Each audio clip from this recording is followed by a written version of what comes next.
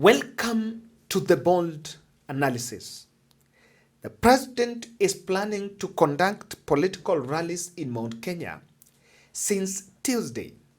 And for better part of this week, political leaders have been taking to different platforms to try to mobilize the members of public to turn out in their numbers and receive the president. But on contrary, one man is in target, and that man is the former deputy president Rigathi Gachagua, who was unceremoniously impeached last year, October. And in a calculated move, Gachagua is coming under attack. I did an analysis and I did mention to you that the president will be cagey and will be very careful on how he handles the anger about those who feel sympathy for Rigathi. So in this podcast, I want to look at why Rigathi is the target, especially on this ahead of Mount Kenya tour. Kindly subscribe to our channel, click the notification bell, and like our videos. And thank you very much for supporting this podcast. Thank you very much. Subscription is absolutely free. So when you subscribe to a channel, there is nothing going to be deducted from your account. I keep on repeating this because I've been getting that question. Kevin, why should we subscribe? Nikisubscribe sasa kuna pesa nitakuwa nakatwa monthly. But you will be a subscriber, and when you watch our videos, we shall also add into our streams, our ad streams, our revenue stream. And thank you very much. I was just looking at our analytics and I've just realized we have a huge, and our US viewership has actually increased significantly to 37%. So out of 100% of our viewers, 37% from the US, and I'm so glad that probably that we are getting much of that. Now, Kimani Ichung'wah is talking about how Rigathi was actually harassing Kindiki and the former Treasury CS and Njuguna Ndung'u and so and so. He spoke in Kikuyu, that's what he's saying. Okay.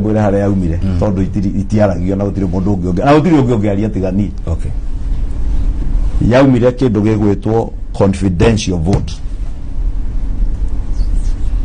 Mwaka umwe President William Ruto, former CS Njuguna Ndung'u na PS Kipto magikora president makimwira nitukwenda ututeithie tondu nitutishirwo muno na kurumwo na kunegenio kuhuragirwo metha tukerwo nie ndi equal partner thirikari ni rore ndauga no nginya mwike no ni munyinyi waku munene niki tondu ni arenda tuongere milioni 250 wa visi yake na uhoro ucio ni raturituhira tondu no twikire under article 223 ya katiba na ni ugucoka turehere thina no turumirire turenda tu advice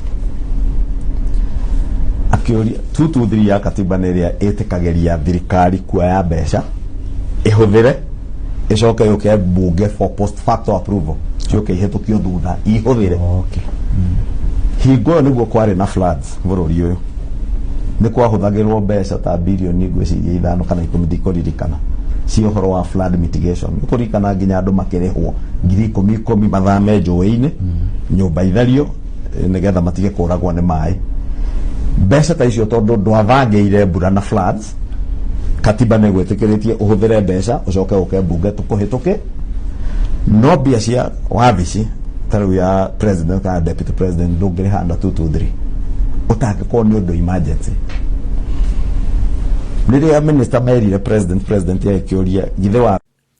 That statement, while it's not subjected to any confirmation, and I don't want to believe that Njuguna Ndung'u left government because of Rigathi. But this will be the perspective, or this will be the objective. Someone would want to portray that those who, and this is a narrative that has been here, that those who are out of government, they're out of government because of Rigathi Gachagua, which is not true. That is absolutely untrue. The truth of it is those who've been kicked out of government have been kicked out because after Gen Z revolution, after Gen Z revolt, the president was looking for how to accommodate Raila's men in government. And by doing so, some people had to be shown the door. So while you would want to give it conjectures and make corners about it, that is just one line of attack to try to profile Rigathi Gachagua.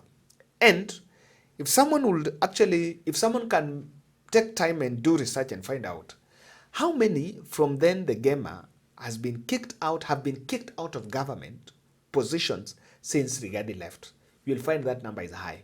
So, but you will understand the context that Ichung'wa wants to arrive at. And just the day before, I think that was on Thursday, Rigathi addressed a rally in Kajiado, launching a Ruto must go scathing attack, talking about this. A video I want us to listen to for a minute.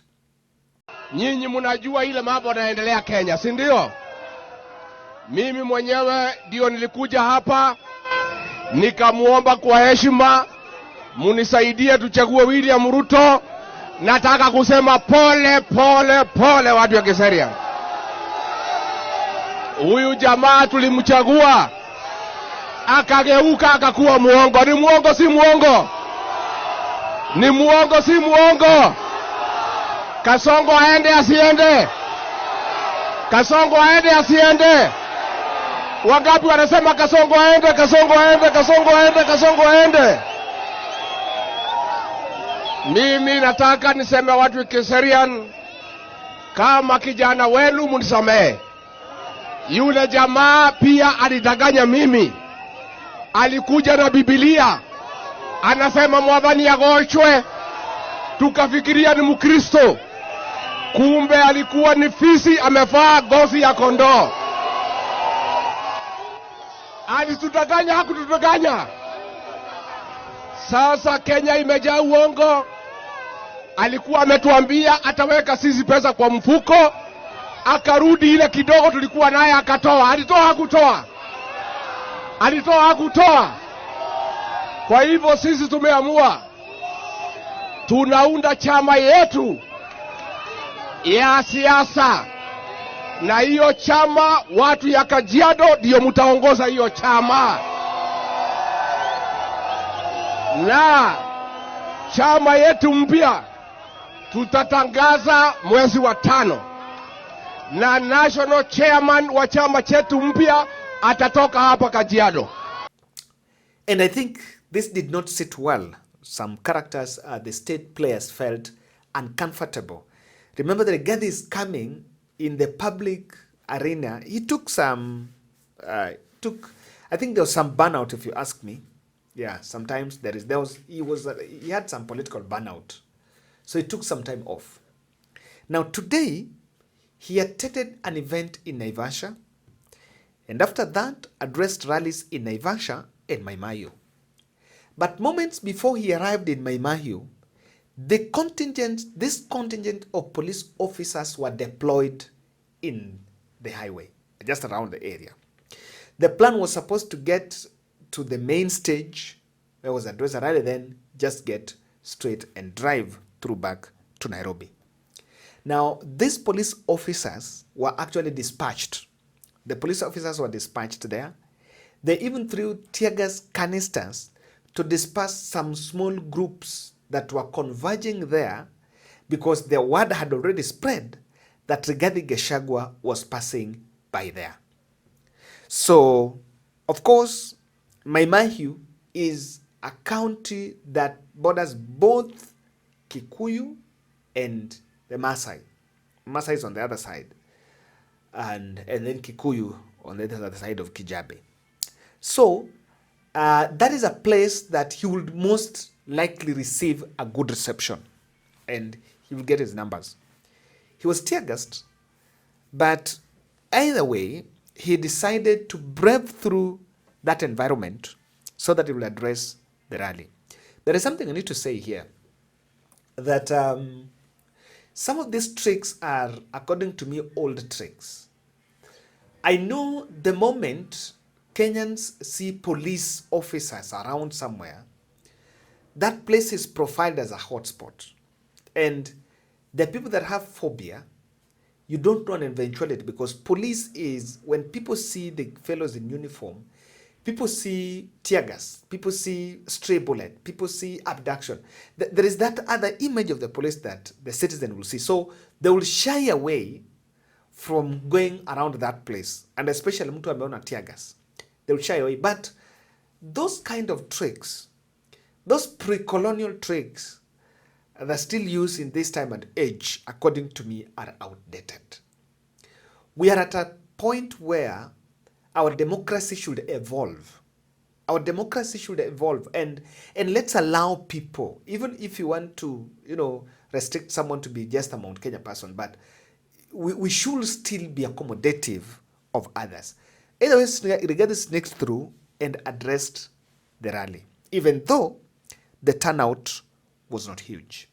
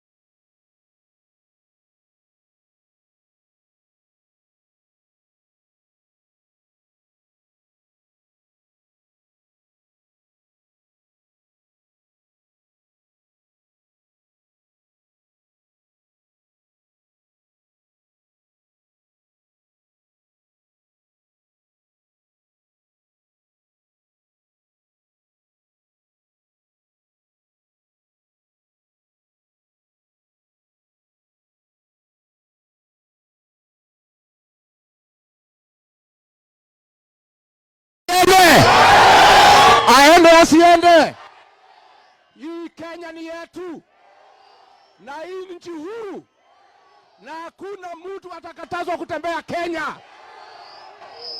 Naivasha mko? Naivasha mko? Sisi tumetembea hapa Naivasha, na sisi ni wa Kenya, na Kenya iko na katiba ya kukubalia kila mtu kutembea pahali anatakikana. Na mimi nataka nimwambie William Ruto, hakuna siku watu watapenda wewe kwa nguvu. Huwezi lazimisha watu wa Naivasha kuunga wewe mkono. Wewe ulidanganya watu wa Naivasha, ukachukua shamba yao ya Dabibi. Aende asiende? Kaongo aende asiende?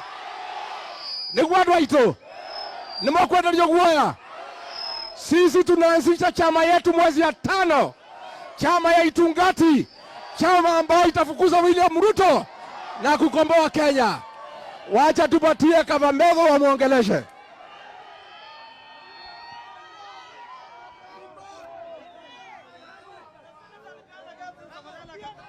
Naivasha oye! Naivasha oye! Naivasha muko! Naivasha muko! Naivasha muko! William Ruto anazatisha sisi. Hata akituma polisi, aende asiende! Aende asiende!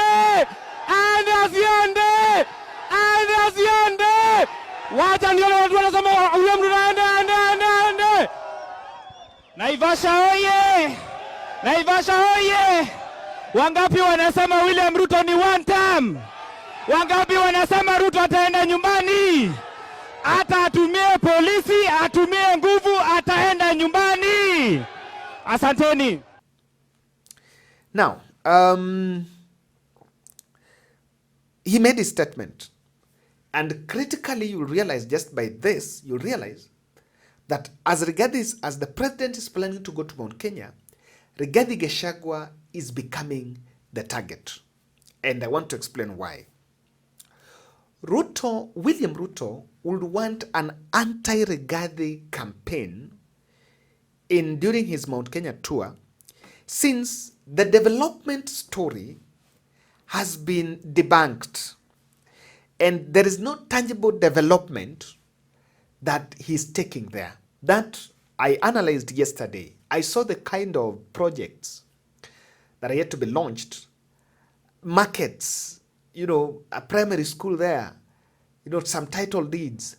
You look at those things, they're not caliber of presidents projects. The things that should be launched by Waziri there, MP, chief, MCA, governor. They're not things that really must be done by the president. Now, so he's realized, and I think the intelligence he has is that he must get something to charge the crowd. You'll not go to Mount Kenya and tell them about broad-based with Raila Odinga. That cannot sell. In fact, this is a region that have been told several times that they need to come early and vote so that they send Raila back to Bondo. So you cannot go and take that broad-based shenanigan there. So they're looking for something, for a context, probably an antagonism with Rigathi. One thing I'm really going to pay attention to, and I'll pay attention to the Mount Kenya, I'll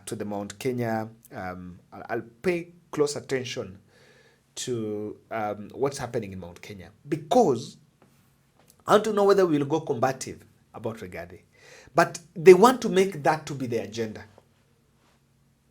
And the second objective why Rigathi is the target is, remember, he is the voice of sympathy. He is the voice of downtrodden. He has replaced what William Ruto was in 2022. So when you character assassinate, when you character hit him, you want to remove him from the hearts of the people. Because I don't know to what percentage, but if you take ballot papers to Mount Kenya and you put Ruto and Rigathi as the only two candidates, and the voting is just being done in Mount Kenya, Rigathi is going to win against President Ruto. So that is also one of it. And the other issue there will be, I think someone wants to contain Rigathi to be a Mount Kenya person. As to whether that is going to succeed, it's a matter of wait and see. Thank you.